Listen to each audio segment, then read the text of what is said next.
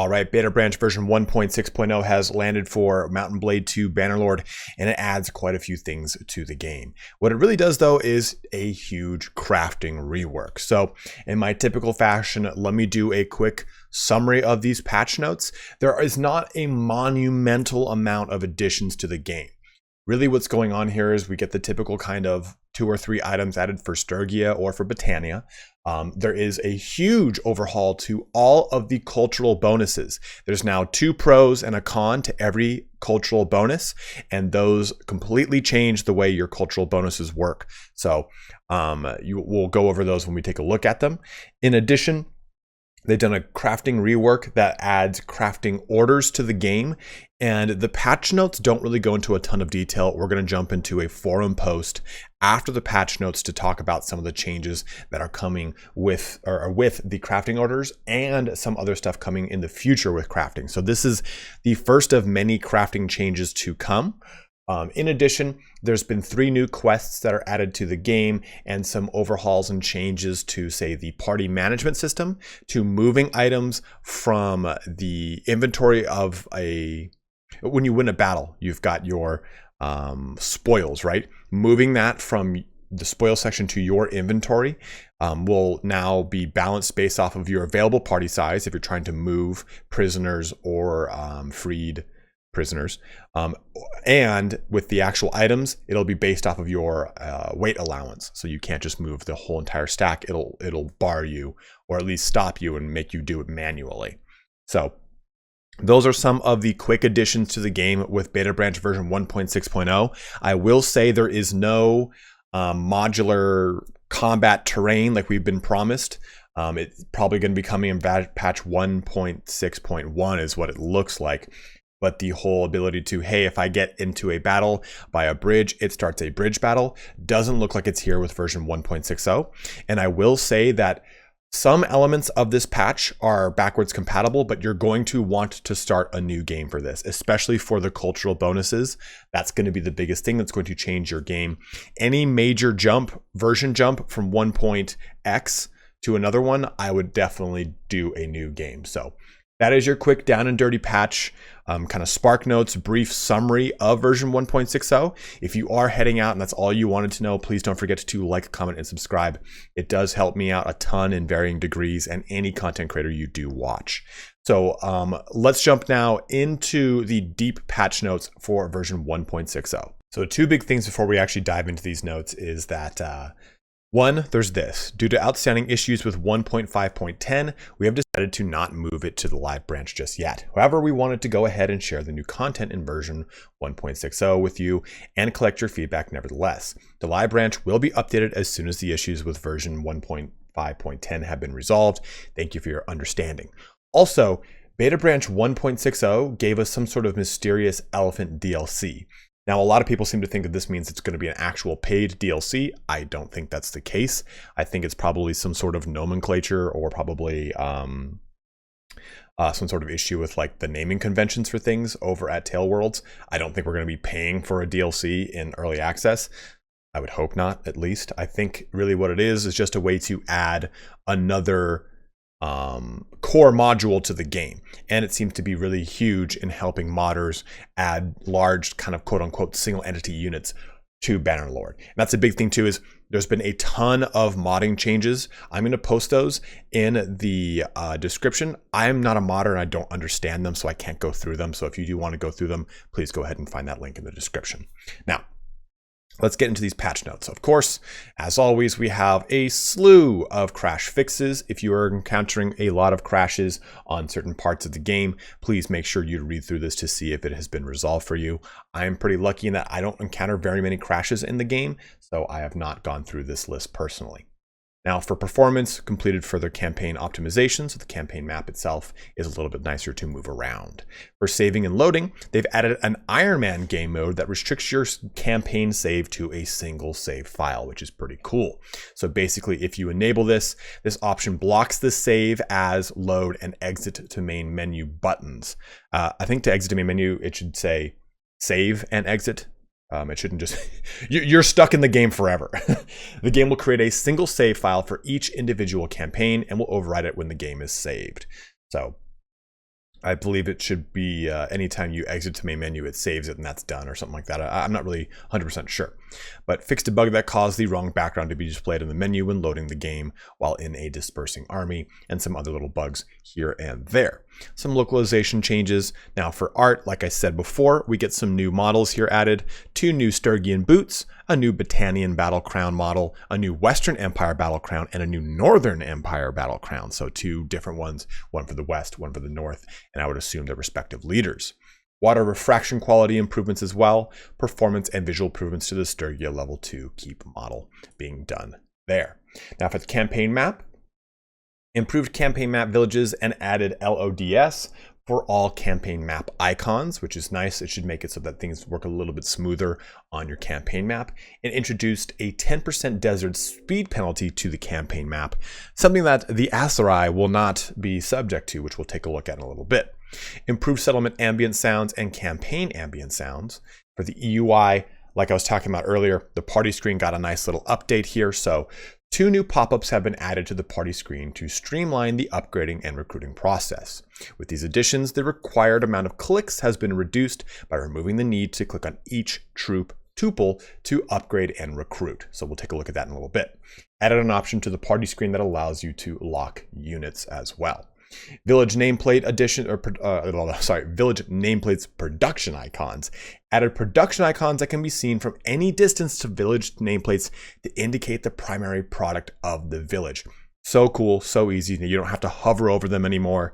You'll just be able to get a visual cue of what that village is producing. Now, the next thing I would like for this to have is to show where it is sending those produced goods. In addition, we get some encyclopedia item sorting, which is nice. Before, it's kind of always been cumbersome to manage the encyclopedia, but now we get kingdoms can be ordered by number of clans, fiefs or fiefs, total strength. Same thing with the clans. With heroes can have relation to the main hero and to age. Settlements can be by prosperity, militia, loyalty, security, food, and then garrisons. And then troops can be leveled by level and tier. And I don't think we've gone over that note just yet, but now in the encyclopedia and just the game in general, units are called troops, which I think is a good nomenclature update, because when I think of unit, I think of a unit of troops versus when I think of a troop, I think of an individual soldier within that unit. So a good update, I'd say. Custom battle troop selection. So added the ability to choose which type of troops will spawn from the custom battle screen. This is nice. We've seen this being put to use in the old world mod. So it's cool to actually see that being added into the game. Crafting screen changes. These are just some of the few crafting changes, but added an option to hide locked items, added an indicator to newly unlocked pieces, made the smithing skill value companions visible along with how many pieces they've unlocked in a template and more. Let's see here. I'm so allergied out I can barely breathe, but improved how influence cost for cohesion boost is shown in the army management panel. Improved photo mode UI elements because they were pretty jankety from the start. Added clan names next to hero names in the encyclopedia to differentiate between heroes with the same name, which is nice. Changed, here it is, units to troops on the encyclopedia homepage. Transfer all troops and items. Now transfers up to the weight and or party limit size for whichever you're doing, either the troops or the items, which I think is a very nice change, because this way you don't need to go, okay, how many prisoners, how many total troops can I have, do the quick math, and then do it. You just press the button, it's going to give you the max amount that you can hold, and then you can manually go over that if you wish. Updated the visuals of clan renown and tier in the clan screen, which is a nice little addition. Moving down here, also added gamepad D-pad navigation to the character creation stages and the escape menu. More and more D-pad and other kind of gamepad navigation stuff has been added to the game. So hopefully this is ramping up for a possible port to consoles, something a lot of people have said. Another big point out is that Tailworlds is not showing off Bannerlord under the Tailworlds banner. Apparently there's another developer that's showing it off at E3, which is giving people the speculation that possibly Bannerlord is being ported to console by another developer. So that's an interesting little note there for you. Now for battles and sieges, change the difficulty setting, which reduces damage to allies, to now only affecting the player's own party. Friendly agents outside of the player party will no longer receive a damage reduction. Quite interesting. Improved AI target selection while using the mangonel. Fix an issue that caused the AI to require a second charge order for it to attack and further progress into the enemy town, castle after ladders were raised or the gate broken. I did not know that that was a thing. I didn't know that you had to give a second order. I just figured that they would charge. Oh, the gate's busted open. I'm not going to hang out in front of it. I'm going to try to get through that kill box as fast as possible. So it's nice to know that that issue has been addressed, and the AI will now progress through those points without bottlenecking itself. Removed formation-related speed limits from troops when a battle ends so they can chase fleeing enemies. Now, why this is particularly good is, when a battle ends, if you guys are in shield wall, they'll just kind of slowly chase after stuff. They'll now drop that speed limitation and actually pursue things properly. So here is one I actually don't truly understand. So if you do, feel free to let me know in the comment section below. But added a scene feature that allows scene designers to override default reference positions to solve instances where the defending AI has trouble determining the enemy's offensive approach directions due to the scene being too skewed in terms of certain reference points. So I don't understand that, so I didn't go over it. If you do, or if I don't know if scene designers includes modders or not, so I kind of glossed over that. Now for character development system, again, these are the cultural effects. They've been entirely changed and revised. Everyone gets 2 pros and 1 con. For Aserai, they retain their caravans are 30% cheaper to build and 10% less trade penalty. And then they get no speed penalty in deserts, which is huge. But their con is daily wages of troops in the party are increased by 5%. That's actually a pretty gnarly little con there. And all of these are pretty rough, so you kind of have to balance them out. Now for Britannia, it's 50% less speed penalty and 15% sight range bonus in forests. Whereas I find this kind of interesting because there's no speed penalty in deserts for Aserai, meaning they are going to move 10% faster than everyone else. Whereas for Britannia, they're going to move 50% faster or 50% less penalty in forests. So it's kind of interesting. Why not just give them no speed penalty in forests? Maybe because there's more forests on the map, but the Aserai lands are entirely desert, so I'm not really sure how to kind of look at that one. But towns owned by Britannian rulers have +1 to militia production, but then there's a 10% lower build rate for town projects in settlements. That one, honestly, to be told, I mean, that's not too bad of a con. I mean, I feel like the bonuses are better than that con, and for sure. Now for Empire, 20% less garrison troop wages, which is very nice if you actually have actually have cities and settlements. Being in an army brings 25% more influence, which is quite cool, but village hearths increase 20% less, so there's a lot slower growth there. For Khazate, they've been pretty hard nerfed here. Recruiting and upgrading mounted troops is 10% cheaper, and 25% production bonus to horses, mules, cows, and sheep in villages owned by Khazate rulers. So they no longer get their horse bonus on the campaign map, but they get a 20% less income or tax income from towns. So they should be less wealthy overall as a faction. Now for Sturgia, they get a nice little one here with recruiting and upgrading infantry troops is 25% cheaper, and armies lose 20% less daily cohesion, but 20% more relationship penalty for kingdom decisions.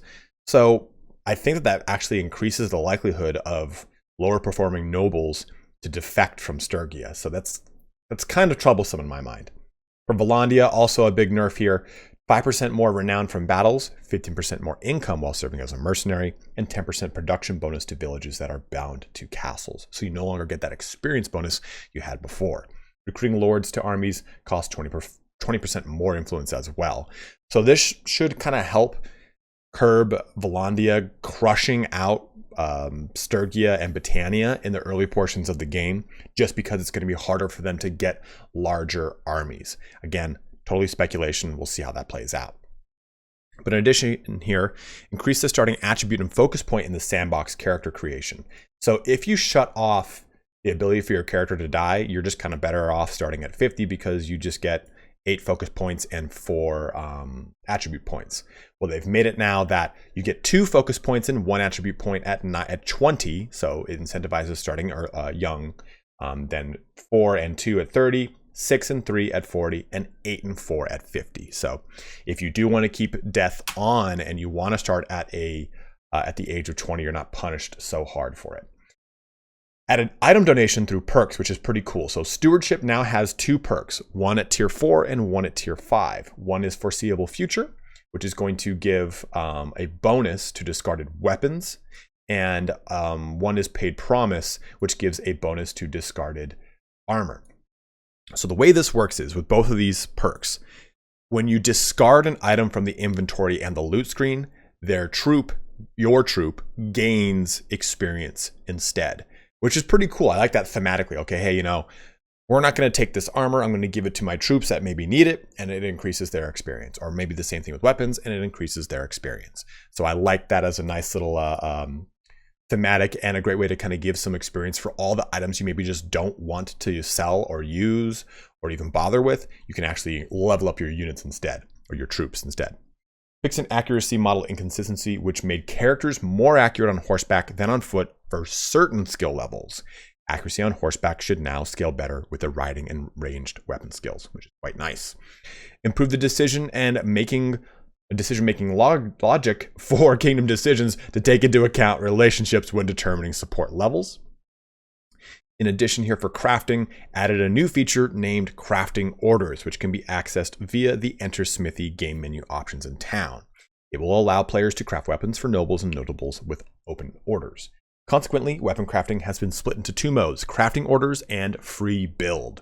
So essentially, doing the crafting orders will give you a lot of experience, whereas free build will give you less experience, but you can just craft whatever you want.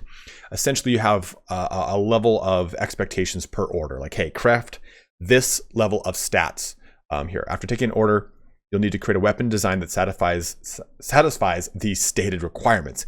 Exceeding expectations or under-delivering comes with its own bonuses and penalties, such as increase or reduction of the gold reward.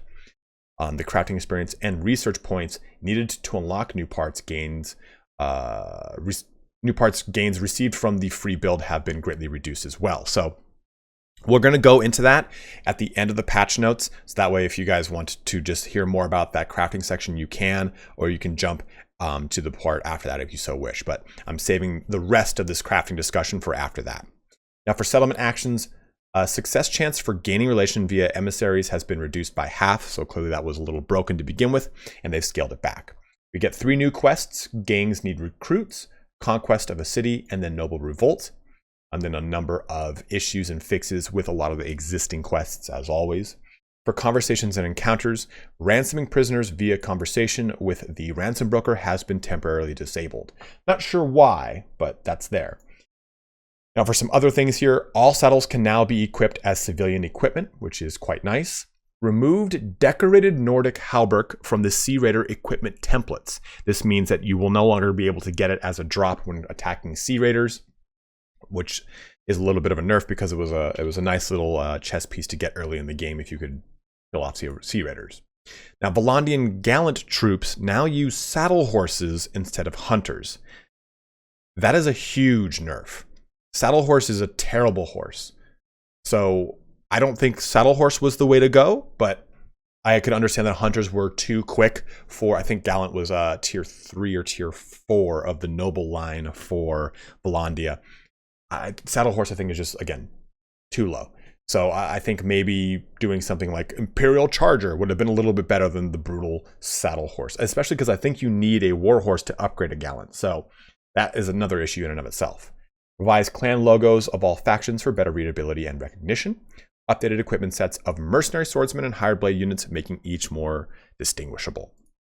Some other multiplayer changes, but they added a new dueling mode, and the beta servers aren't up yet. The version 1.6 beta servers aren't up yet, so you can't actually even jump into this yet.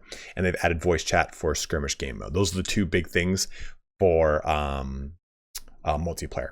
Now, as far as stuff that affects both multiplayer and single player, memory performance improvements, reduced spikes caused by the sound occlusion system. This was something that's been there since the very beginning of the game, and they've kind of retooled it here. So the sound occlusion system has been reduced with the spikes that it causes as far as lag goes. Reduced GPU memory usage as well.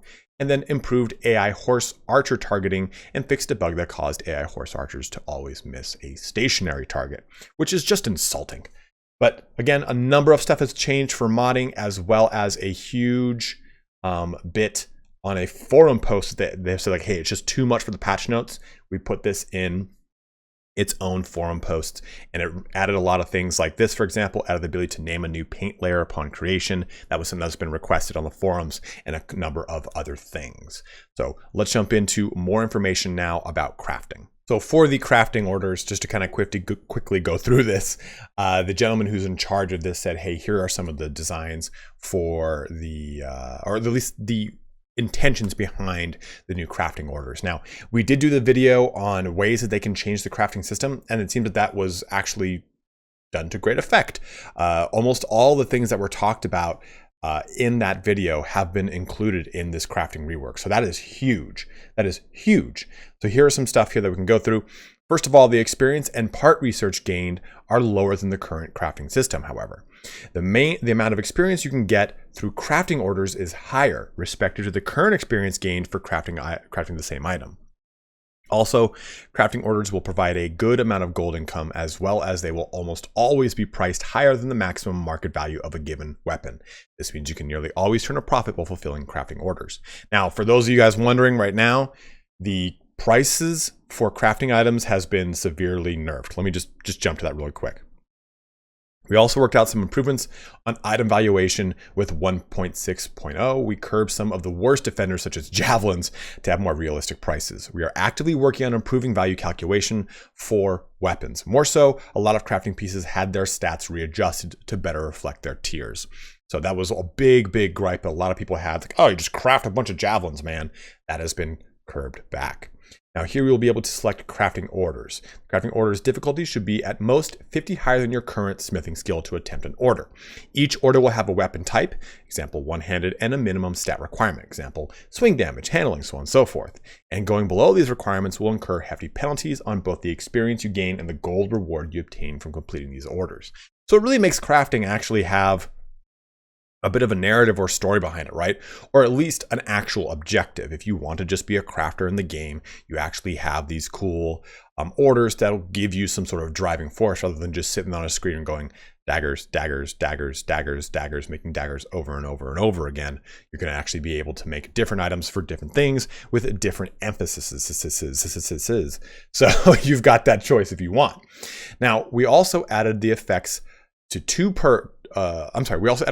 effects to two perks which enable you to gain relation with nobles and notables, giving the crafting orders. A more thorough update to smithing perks is underway. And we're going to get to that in a little bit in the future of crafting down there.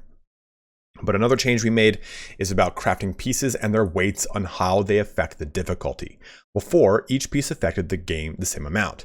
Now, this is not the case, and pieces like blades and handles are weighted higher than pommels and guards when determining the actual difficulty of a weapon.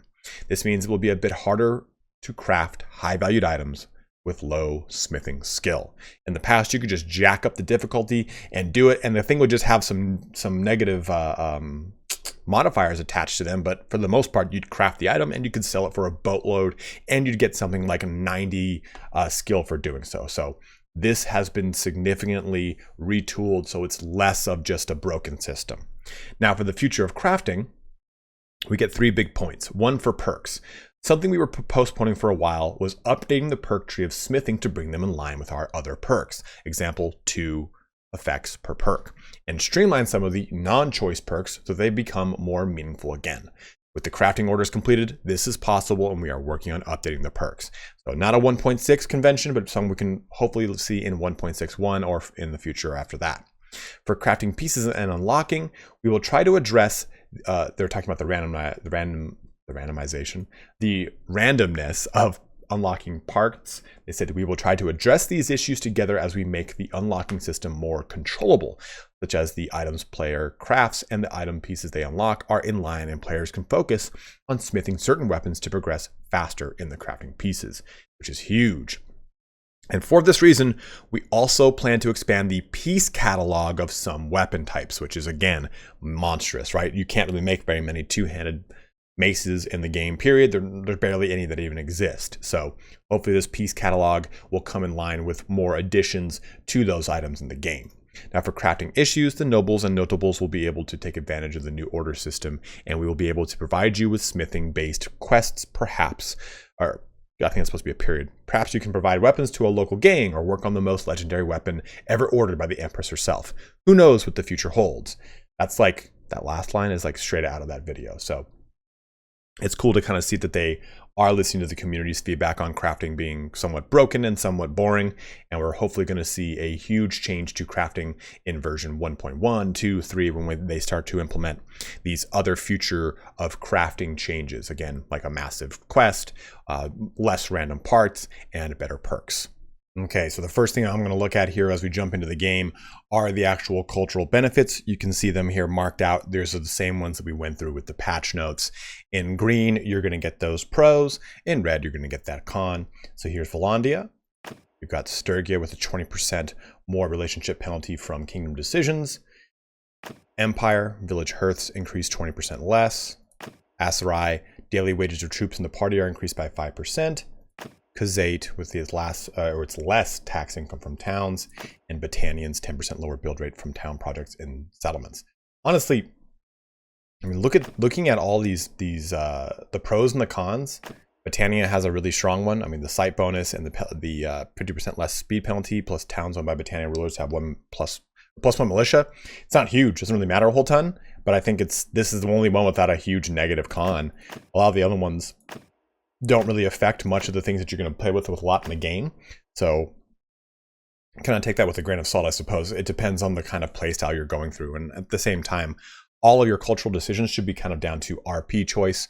I mean, every time I play through any one of those Let's Plays or streams on the channel, it's almost always geared towards, hey, I'm going to play a Empire-based playthrough and so on and so forth. But these are the new cultural bonuses that you can see in the game. Let's take a look at some other things now. Okay, so jumping into the actual game and not just the actual character creation screen, we can take a look at some other things that have been added with this patch. So you can see here that I can now take a look at the production of all of these towns as I kind of look across the map here. You can see, okay, hey, is this olives? Oh no, it's date fruit. Oh, I didn't know that symbol went. We've got fish right here. You can see clearly that this is silver ore and that this is olives. Yeah, it's kind of a similar symbol, right? Olives, dates, same thing. But fish, now I know I got olives over here. That's date fruit, olives, fish. Over here we've got horses. So it's a lot easier to get an idea of what's going on across the map by just simply kind of zooming in and taking a look at it. So a very nice quality of life bump there with the campaign map kind of visibility, as it were. Now jumping here into the smithy, we can see the new orders. I'll go ahead and click this at the top. We have free build, which I just make whatever I want. And I also have a little icon here that tells me whether or not it is a peasant item, so on and so forth. I can tell, you know, it's a one-handed sword, whatever. But if I click orders, well, bam, I can now see immediately all the orders that are wanted, what the payout is, what the difficulty is. Nobody in your party has enough smithing skill to complete this order. So there's a scale, right? I can see that all the way at the top end, this is 231, this is 4. So it's nice to be able to see these orders coming into effect and see exactly like, okay, two-handed polearm, two-handed mace, two-handed axe, javelin, mace, throwing axe, so on and so forth with the specifications in mind. So you actually have to meet those specifications or exceed them. And I actually really like the way that this is done out for the order system. Like I said, it gives you as a crafter a little bit more of a focus, and as you kind of progress down the talent trees, you can try to get bonuses to these individuals and try and increase your overall relations with them, which I actually really enjoy. Moving very quickly here into the encyclopedia, I can just click the new troops one, and then I can order it here by level, by tier, which is just really nice. I really like that here. Going over into, let's go to heroes, or do this by relation, by age. Again, I really like being able to just quickly sort through all this stuff here. Okay, let's take a look at the amount of fiefs these guys have. How many total members do they have? Their strength, their strength, stuff like that. So I like this. Like I can say, hey, you know, for my kingdom, I need to get a really high strength clan brought aboard. Well, it's going to go ahead. Oh, you know what? These guys are 1,000. I'm going to go talk to them. And you can also see the banners. It's a subtle change. Not all of them have gotten a bunch of updates, but some of them look a little bit cleaner, a little less chunky in their actual icons here. It's actually a little bit more noticeable when you take a look at the map itself. Like, take a look over here. This symbol looks a little bit nicer. This one especially looks a lot better. This one actually looks worse. But some of them got a little cleaning up over here too. See, that one's a little bit nicer looking. Not all of them, but just enough of them, I think, just kind of had a little bit of a bump. Oh yeah, that, I don't even remember ever seeing those two. And they've also spread out who takes what locations now. So it's less of one clan having such a huge rulership. Oh look, Strix is already getting capped by Volandia. But it's less of one clan having dominant rulership and more clans actually taking up the banner and controlling these locations, which is quite nice. That is in the patch notes I forgot to kind of really cover. Now for the new items, a huge shout out to Scarface52 on the Tail Worlds forums for finding both all the new items and 4 of the new loading screens that we'll show off here at the very end of the video. But here is the jeweled plumed battle crown, one of the new crowns that was added here. You can see it's looking pretty sweet, very Romanesque. The Imperial plumed helmet, which again, looking great, looking snazzy. And if you haven't seen the Eagle Rising mod, we're going to be showcasing that on the channel. And a lot of these will take similar notes from it, so it's quite cool. We didn't look at the 2-pronged brass crown yet. Here we go. This little guy. The stats on that too. In case I didn't look at this, here's the stats on this. Looks really sick. Now we also get the Imperial crown. It's great on my character who's 20 years of age. And then the Imperial jeweled band. Clipping through that dome of mine. Then we have the wrapped boots, which are new right there. You can see down there at the feet. And then the tied boots. So very similar to the wrapped boots, both little ties around them. So again, huge shout out to Scarface52 for finding these items quickly so that I didn't have to, and he just kind of popped them out and showed it. I just jumped into the mod console to pull off all the items to show them off here for you guys. Now, one of the last things we're going to do here is show off the new party screen and what it's done to kind of streamline stuff. Again, this is a very slim party, so there's not like there's a whole ton to show off here. If you have a larger party, this is definitely going to be way more advantageous. I can click this button and it's going to upgrade. I can choose which one I want to upgrade. Pretty cool, pretty straightforward. Let's just click this guy and boom, it's done. It's going to cost me 15. I have to press done again to confirm it, but this allows me, if I've got, again, more troops in this situation, I can go through all of them. But I now have the option too to recruit prisoners through this button. Clicking here, hey, I've got all of them. Let's just go ahead and recruit. And I can either hold control to do for all of them or just this one. And then the same thing here. I can see the effects and everything. So boom, all done, press done. And again, the point of this is not to completely streamline it, but it's just to reduce the amount of clicks. And I think it does a very good job of doing so. It takes that party enhancement mod and takes some of the best features of it. I would like to see the ability to organize by tier, but what I was actually told during one of the streams is that organizing this by tier will actually change who loads in. When it comes to a battle, this goes in order. So if I put this guy here, he's going to load in first. And that is something that they've told to me in one of the streams where one of the developers said, hey, this is actually how that works. And until they change that, they cannot add the ability to organize this because it'll actually adversely affect your battles. And they need to do that first before that organization comes in. But that's one of the last things I want to show off here before we take a look at some loading screens. Okay, and lastly here we have these loading screens, and again, huge shout out to Scarface52 for finding them. We've got this first one here. They look great. Like I love the concept art already that they've taken with some of the earlier art in the loading screen, so I'm all about it. Get this one.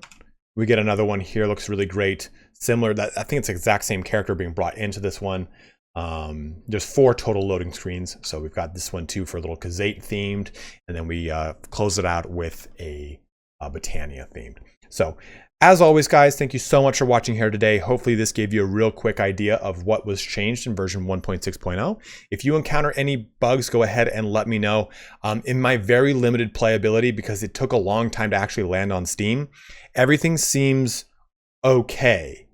I will say that the game does crash a lot in very certain circumstances. It's super temperamental when it comes to playing with any kind of mod. So I had to shut off all of my mods to get this thing to work. So I can't tell you 100% to go and test it. I can say give it about a week, let them work out a lot of the issues that they've encountered, and then test it. Because it seems to me that they pushed this out really quick so that we could take a look at 1.6, and there's been some problems with the execution.